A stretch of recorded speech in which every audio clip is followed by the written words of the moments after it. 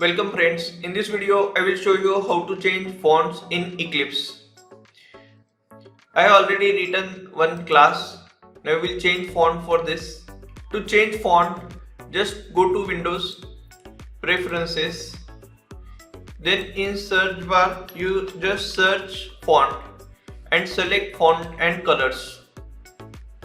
Here you can type text font and select text from the basic folder. Then click on edit. It will open one pop-up.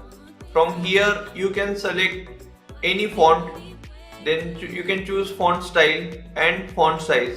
Currently font size is 10. I am changing font size to 14. I am clicking on OK. Now here I will show you once you apply this font style, it will reflect on the code editor. Now I am clicking on apply and close. Here you can see font is increased. Like this you can change font size in Eclipse.